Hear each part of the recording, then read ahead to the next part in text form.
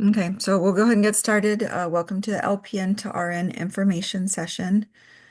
I am Dr. Bowman. I am the Dean of Nursing and Allied Health here at Oregon Coast Community College. I cover nursing, LPN to RN, medical assistant, nursing assistant, and EMT. Willow. Hi, I'm Willow Sky. I'm the assistant director. Mostly I teach the first year theory classes, but I will be a mentor to probably some of the LPN students. Blake. Hi, my name is Blake Hagan. I'm the advisor, student success coach for nursing and allied health programs. So you're here today to talk about applying for the LPN to RN program to get additional information on that. So what we're going to cover today is why this program, why are you here, career opportunities, advising information, the application process, talk about some resources that we have available, and then financial aid, and then I will address some commonly asked questions that are always asked from LPN to RN potential students, and then you all will have a chance to ask your own questions. So, why the LPN to RN program and why OCCC? So, this has evolved. We started this program, the second session of this program is underway. And it started 2 years ago, kind of as almost an experiment of we knew that the community really needed this. We knew that Oregon needed this. We didn't quite know necessarily how big the program was going to become, but we wanted to try it and we wanted to evolve it and learn from it. So ever since then, it's become the most popular LPN to RN program in the state of Oregon for a couple reasons. One of the first goals that we wanted to accomplish with our program was we wanted to make it different and we wanted to reduce barriers. So we did a couple things with that. Number one, we made it where as long as you were applying and you had an active LPN license in good standing in the state of Oregon, we would then hand you all of the credits in terms of CPL, continuing credit, or basically we would record you as having credit if you had this license. So it would knock out all of the first year of the RN classes as well as all the prereqs. So you wouldn't be required to take any of those things. The only requirement left would be the arts and letters in the social sciences class that we're going to talk about in just a little bit. We also decided that to further reduce barriers, we wanted to lift any time frame that existed on math and science classes. A lot of other programs have 7 or 10 year caps on math and science. So if you took Bio 234 10 years ago, we wouldn't count it. So between a combination of those things, it quickly became a popular program that people wanted to get in because they knew that it only took a year, really 9 months, 3 terms, and that they could be done and seamlessly transition from that LPN to RN degree. We keep things pretty small around here. So like Professor Sky primarily teaches first year. I also teach second year in conjunction to my role as the dean. So I had at the start of September, I had 45 students in my class, and there are now 38 students in the class just due to attrition for a variety of reasons. So in the fall, there will be a class of 45, but that doesn't mean it's going to be 45 LPN to RN students. We will talk about how that works when I talk about how many seats are available later in this presentation. Because we keep our numbers so low, we're able to have a very personalized program. Professor Sky, Professor Barton, myself, we really get to know you. We get to know who your family is, where you work, the things you like, the things you don't like, how you learn. Everyone's assigned a mentor. So we pay really close attention to everyone that's in the program, which is also a benefit. We have a lot of involvement in our communities. Every student enrolled in the program, whether it's first or second year, LPN to RN, they are required to do 24 hours of community service within each term. So that may be something like going out to vaccine clinics, flu clinics, other things like that. If you live out of county, we do allow you to do community service in your own environments, in your own counties, as long as I approve the service that you're going to be doing. We have an open door policy. It doesn't matter if you have a question, if you go to Professor Sky or myself or Professor Barton as your advisor. The only thing that we ever do is if there's some type of issue or something going on, we make sure that you follow the appropriate chain of command. So if you had like an issue with another faculty, I would first ask you if you've addressed it with that faculty first before coming to me. Otherwise, even though I'm the dean of the program, my door is always open to you, and I like to get to know you anyways, and I will be anyways because you'll be in my class. The cost is less than other colleges, and we have a very high success rate on our NCLEX scores. 4.5 years ago, we were sitting at just about an 82%. The past 2 years, we've had a 97% NCLEX pass rate. So we pride ourselves on preparing you to be successful on NCLEX, and we have a lot of tools and resources that help us make that happen. So the nursing career in general, I just pulled out some statistics for you.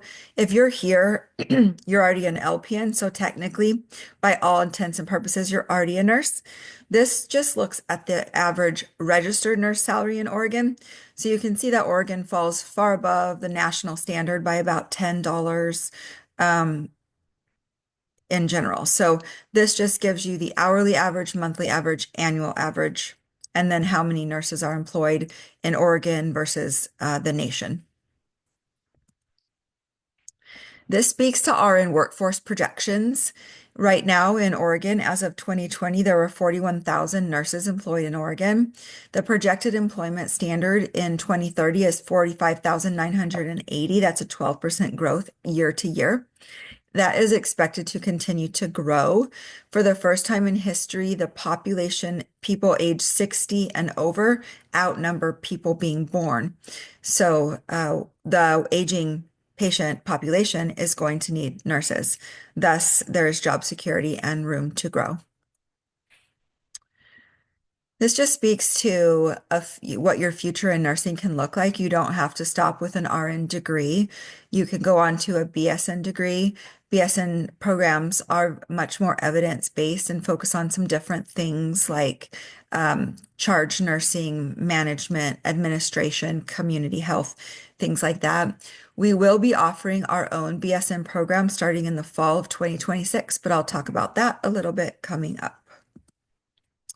And then you're already sitting at the LPN level. And this just shows you your future in healthcare, what you could make in different settings as a nurse. We have an interesting advising structure here at OCCC.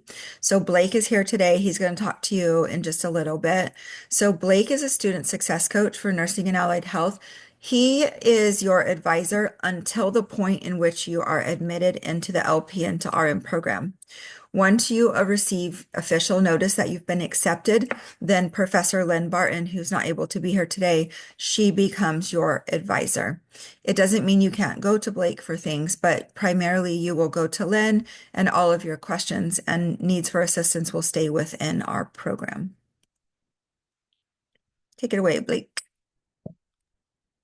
Sure, yeah. So Christelle just mentioned kind of a few things about my role, but you are welcome to reach out if you have questions. I'm kind of newer, so we'll see how this goes, but I might decide to make some sessions if the volume gets really high, kind of as over the next month plus, and so that could happen. If we do that, I'll probably put it on my on the advising page where you can book with me. I'll just put an option for the group advising session if I decide to do that. So for now, though, you can make an appointment with me or email or call.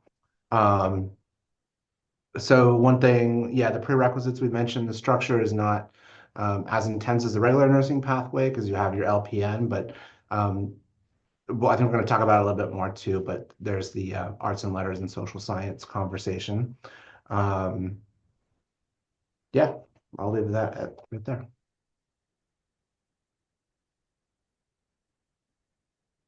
What else here?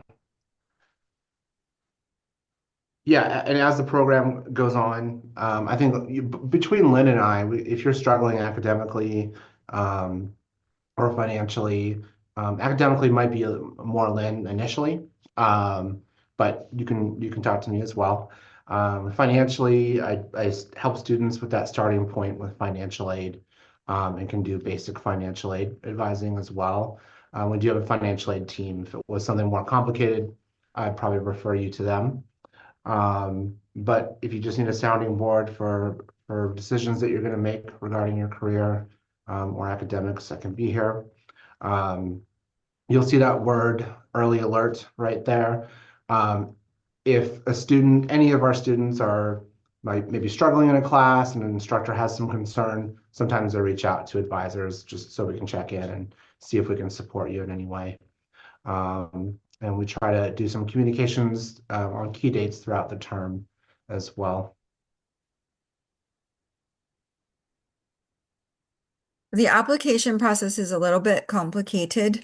There's two main phases to the application process. The first phase you should hopefully know a little bit about, and you want to get started on this part as soon as possible. So the first step for you is going to be to complete an application with the college. You go to the OCCC homepage and you apply for admission to the college. You will put general studies as your program right now because the LPN-to-RN application does not open until January 6th. Then once we open the application and you're accepted, we just work some magic in the background to switch you over to nursing as a method of study. So you want to apply to the college. That gets you an OCCC email address and some other things moving. You also then have to start sending in information. Even though you have an active LPN license, we still need your transcripts because you are still required to complete arts and letters and a social science class to graduate. So we need to look at your transcripts and we need to evaluate whether you already have that or whether Blake needs to help get you enrolled in those so that you can acquire those before the time you graduate. It's also worth mentioning that we do not accept any type of credits from proprietary colleges like IOT. So if you went there, you'll get credits for our prerequisites, but you will have to take social sciences and arts and letters unless you took them at another college that was not proprietary somewhere along the way. So you have to get all of this started right away. There's also a form on our website where you can complete a transcript evaluation and it then goes to the registrar. You also will need to send me a copy of your active LPN license, and then I have a way of validating it with the Oregon State Board of Nursing. That's how we get the ball rolling for you to be given those credits if you're accepted. On January 6th, the LPN-to-RN application will open. It will be available on the nursing webpage. There is a $200 application fee. Admission is based solely on points. So how that works is everyone is going to apply through the same link, and then there's a number of things that you have to submit and do, and I'll talk about those and the point structure in just a minute. So essentially what it boils down to is whoever gets the highest points, the highest set of points gets the first seat in the program, and so on and so forth until I have filled all the seats that I have available. It's a very objective way of offering admission to LPN-to-RN students. We do the exact same thing with our 2-year program. Once you are accepted, you have to start providing me a bunch of other items. You have to do a background check, a drug test, you have to get fingerprinted, we have to validate your vaccinations, you have to have CPR, all those good things. So 2 very, very different steps, all of which have to be completed in order for you to ever be accepted into the program or to even be considered. So this is what the prerequisites look like. This becomes less important for you as if you have a LPN license already, which you have to get into this program. The things I want you to pay attention to are the arts and letters and the social sciences. If you already have them done and they're from an accredited college, then you can get points for already having completed those. You get 7 points for an A and 5 points for a B. The rest of the points don't really matter because you will get those points you combined with the fact that you have an LPN license. We don't look at those points for you necessarily. One of the reasons why it's so important for you to meet with Blake, if you don't have the arts and letters and social sciences, is he can help you get the right ones. You may have taken some in the past and they may not transfer over because they're not the right classes. So arts and letters, those include a whole bunch of different categories.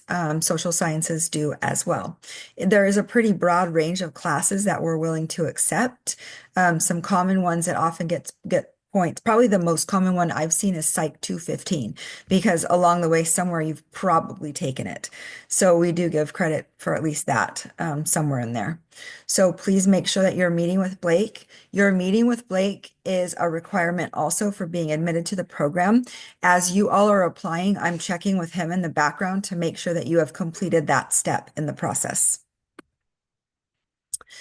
When we talk about points, there's a whole lot of things that you're going to get points for.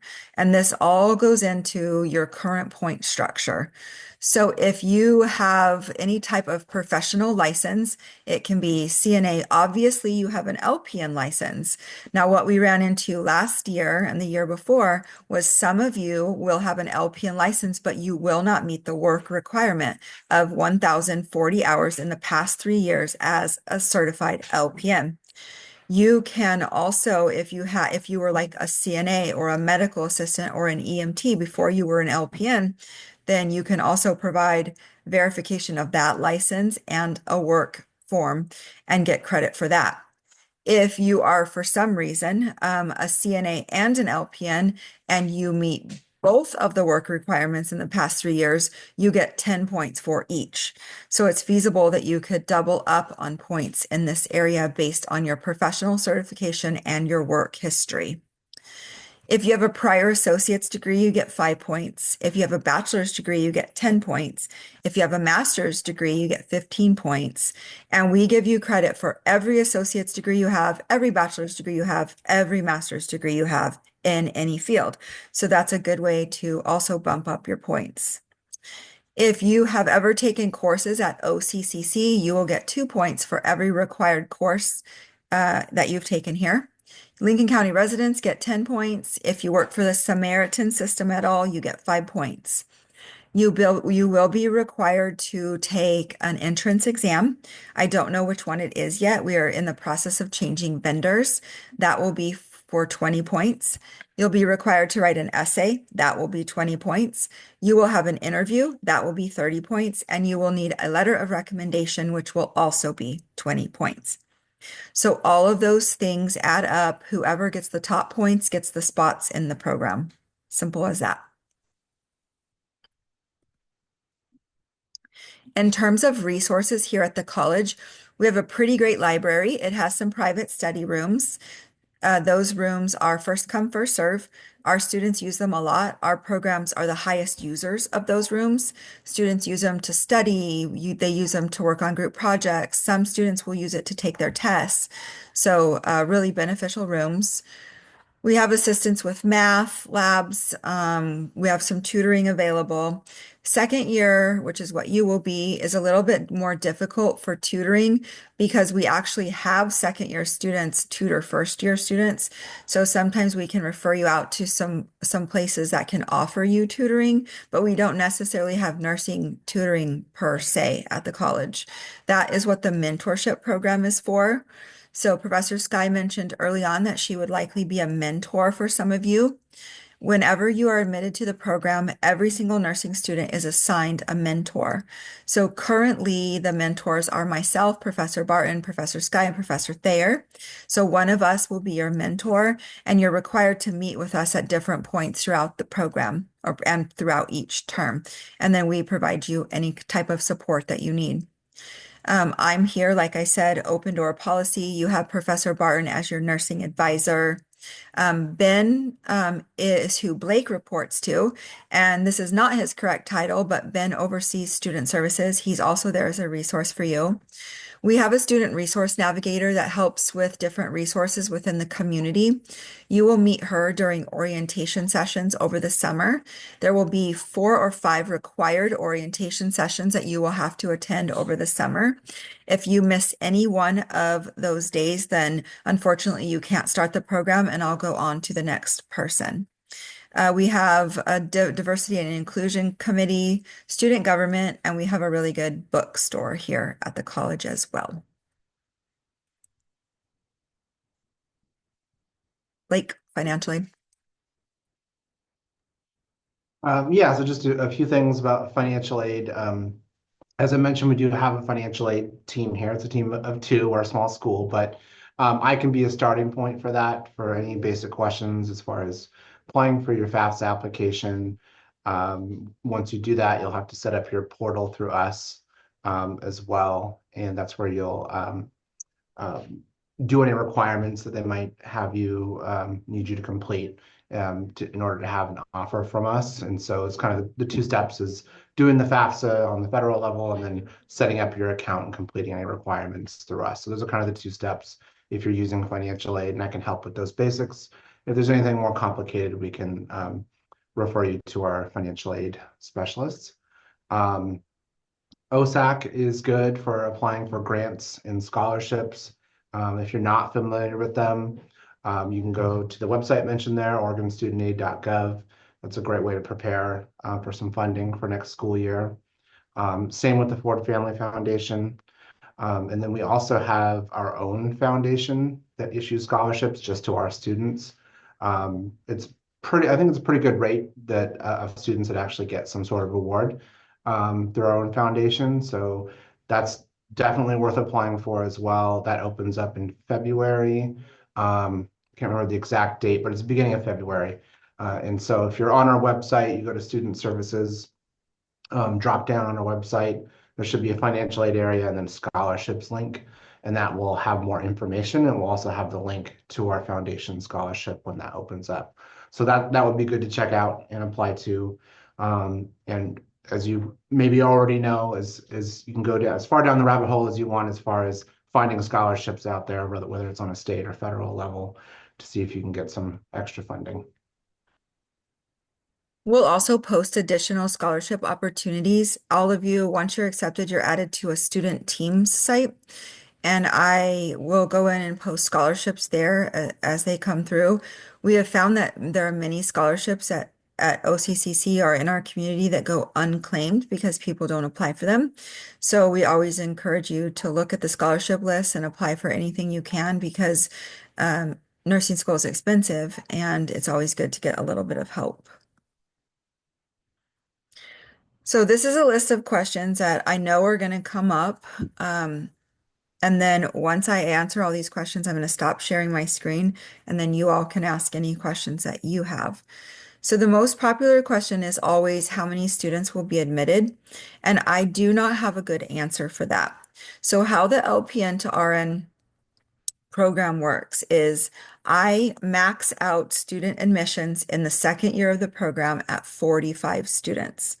So the part of the class is made up of first year students that progress into second year students. So the gap between that is is how many I admit. So right now, Professor Sky has 34 first year students in her class. Now that may change after the next 2 terms, that may go down. So right now, if I was admitting today, I would have just over 10 spots. I would have 13, 14 spots to admit LPN to RN students. So that is how it works. I can tell you that this is a highly sought after program. Last year, I had 88 LPN to RN applications, and I ended up taking 20. 20 students. So we do experience some significant changes and movement in student seat capacity throughout the year, but that is what we look at. So if, for instance, there were 20 seats open, those the LPNs with the top 20 points will be the ones to be offered the first seats. From there, everyone else goes into like an alternate status. So and life things change, right? So you may apply for the LPN program in January, and by the time you find out you got in, maybe your life completely changed and you don't want your seat anymore, you changed your mind, then I just go on to the next person in line. So that's the way that that works. There is not necessarily a minimum number of points you need to get to be accepted. The LPN candidate with the highest number of points sets the bar. So think about as grading on a curve. If an LPN had 150 points, that becomes the highest point structure. And then we just work down from there. You can have 10 points and still be considered. The chances are just not great that you're going to be accepted with a very low number of points. Prerequisites aren't really an issue here because you get credit for all the prerequisites with your LPN license. The only two things that we can speak to are arts and letters and social sciences. You can still be working on those things and be admitted into the LPN program. However, Professor Sky and I would like to offer you the first sound piece of advice. We highly, highly, highly recommend that you get those out of the way. That you walk into the first term of your LPN-to-RN program having to not do anything except nursing. Second year is hard. It becomes your full-time job. It's 12 credits. It's a lot of work. So we don't want you to be distracted by taking other college courses at the same time. We have learned, and the evidence speaks for itself, that if you do that, then it does become sort of a difficult recipe for success because your attention is divided. The application opens on January 6th. You can start applying them. You will know by June, probably mid-June. So in fact, for a fact, mid-June, because I cannot finalize the number of LPN seats until June 13th. That is the end of the academic year. So that's when I know how many first-year students will be progressing into second year and how many seats I have available for LPNs. So you will not be notified until after that, which is fine because there's a number of things that happen after the application closes on March 31st. After March 31st, that's when I start to schedule your entrance exam. That's when you are scheduled your essay, and that's when you are scheduled your interviews. So there's things happening out between March 31st and June anyways that we have to accomplish. You will know you're accepted because I call you personally and welcome you to the program. And at that point, I ask you if you still are interested in your seat or if you'd like to decline. The next one is kind of a good heart-to-heart talk we have to have in terms of thinking about the application process. So I'm currently teaching second year. I don't anticipate that changing. So your theory classes are online via Zoom. I work between Oregon and Arizona. So I teach the theory part. And so my classes are Mondays and Tuesdays, and they are theory online. So you will not have to drive on those days unless you want to take your test on campus. Monday afternoons are exam days. Tuesday afternoons are clinical conferences. So those 2 days, you can consider those to be pretty well booked. So that leaves Wednesday, Thursday, Friday, Saturday, Sunday as times in which you could feasibly complete clinical rotations. All of our clinicals are in Lincoln County. So if you apply for this program, you must be prepared to drive. I also come to Oregon 1 or 2 times every term, and when I am in town, I hold classes on campus. When I am in town, you are required to come to class in person those days. So you will be doing a lot of driving. That being said, we have learned that it is entirely possible and that the LPN to RN students are finding ways to do that, whether it's through carpooling or sometimes they'll come and they'll stay for a couple days. We're working with hotels in the area to give you deals. if you're a student here at OCCC. But it is a commitment. So it's one thing that we start telling you from the very beginning because we never want to hear that it was that how much you're going to have to drive is a surprise. You are going into this application process with your eyes wide open that we are a college that's located in Lincoln County. And so to attend it, you'll have to drive to Lincoln County frequently. So with that being said, I'm going to stop sharing and I'll turn it over to all of you for any questions that you may have for us.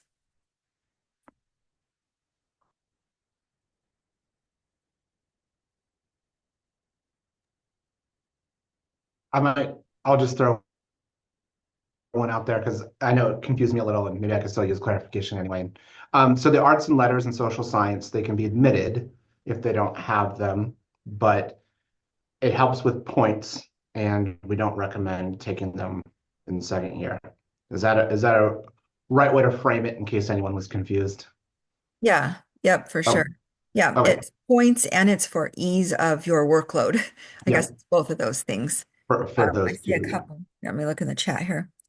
Um, can I speak to whether or not points are accumulated for a CNA or CNA2 obtained? So you could. So if you have one example that I actually have right now is I have an LPN student who was a CNA before, and she did end up getting points for her LPN and her CNA because she was able to verify that she had 1,040 hours for each within the past 3 years.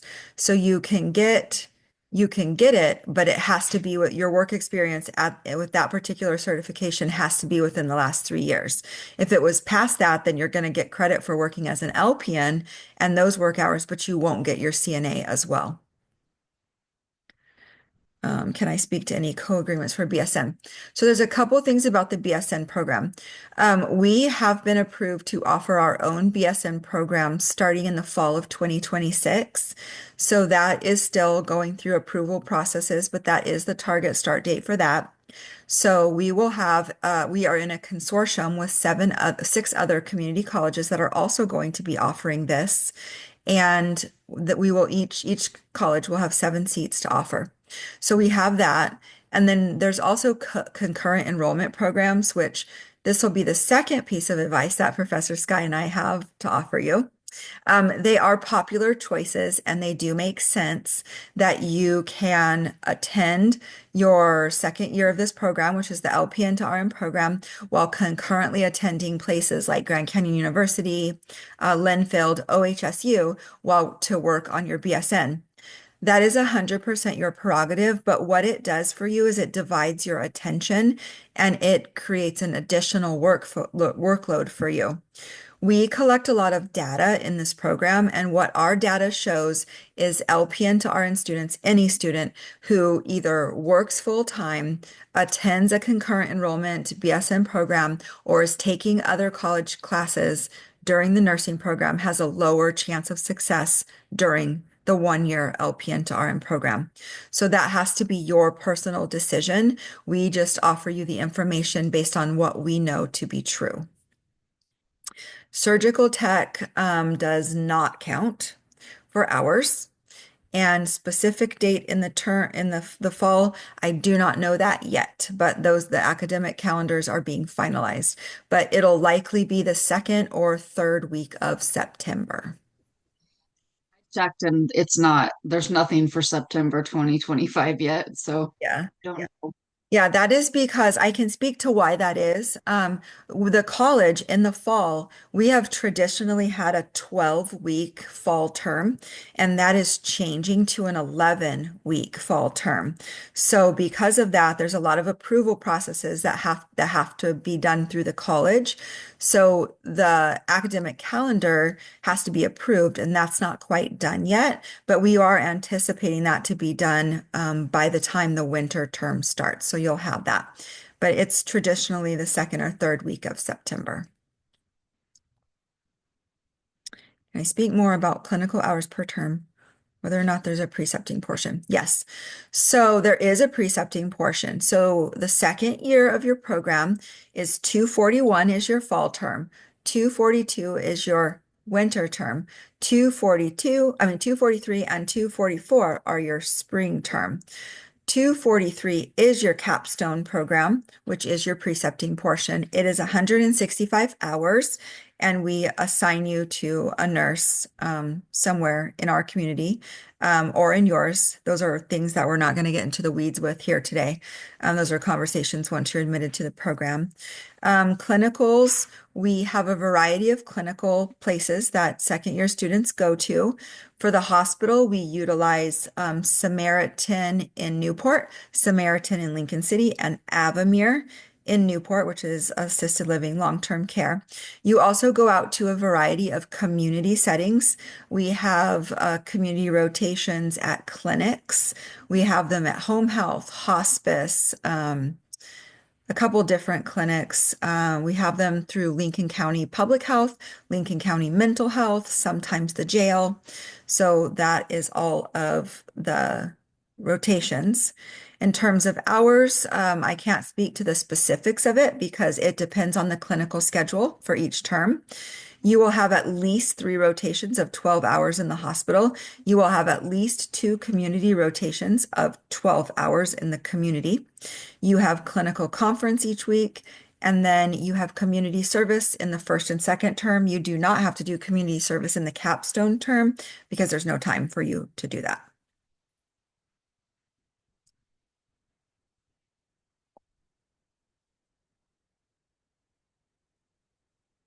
Any other questions? I can speak to one that comes up quite a bit that you may not be asking about. There is a chance that we will also use Adventist Health in Tillamook in the fall. We did that this term as well. So for the majority of the clinical rotations, the COVID vaccination is no longer required, but you do have to sign a declination form if you are not vaccinated. You can sign a declination form for COVID and the flu, but what that means for you is that you must wear a mask at all times when you're in the clinical settings. That is policy.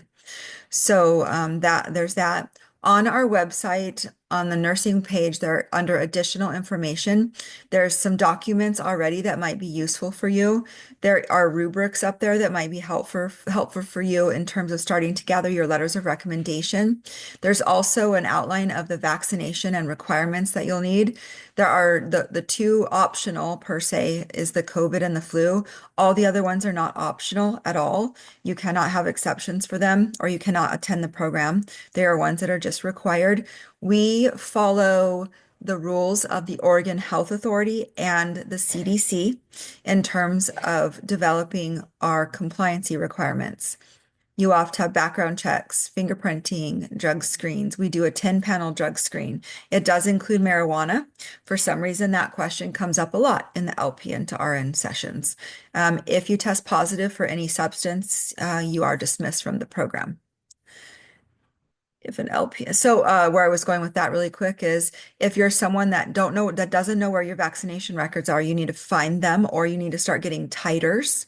If you get titers and they show you're not immune, then you have to get vaccinations to get caught up. So the sooner you work on that, the better.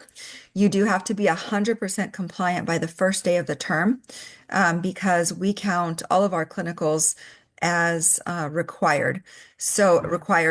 And so that includes simulation, lab experiences that you might have on campus. The first 2 weeks of the first term, you're on campus for lab and simulation. That is why you have to have that done. If an LPN currently holds any other certifications, does that add points? No, it does not. Titers have to be within a year.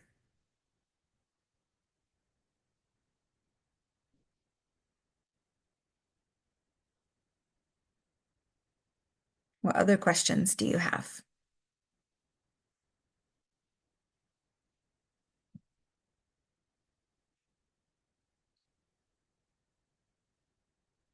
I'm going to put my email in the chat if you would like to save it.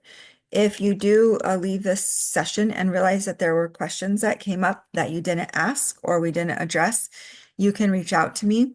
I will always copy Blake and Professor Sky and probably Professor Barton on my responses, just because they're important partners in this. Blake is obviously advising you until you get admitted. Professor Sky is the assistant director of nursing, and Professor Barton is going to be your advisor. So we're all on a need to know basis. If it's something that is private, I won't copy them. But for general questions, I tend to copy them. We very, very much pride ourselves on staying on the same page with everything. It just makes things a lot less complicated. Um, any questions that you thought of while I was talking? This will be recorded. It is recorded and it will be available on the nursing page as well once I get the links back. So if you want to watch it again, that's good. If you want to share with your friends, that's fine.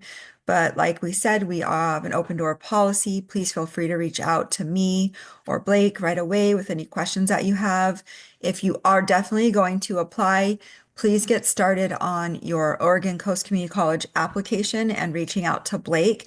Blake is about to become the busiest man in the college with all these applications because he also meets with our first year students. So his schedule fills up extremely fast. So it's important that you book with him as soon as possible. But it's still okay for them to meet in January-ish Absolutely. in the Yep, so there is time for you for all. sure. They can meet up till March 31st, actually. Yep. All right. Well, thank you all for coming. Please reach out if you have any questions at all.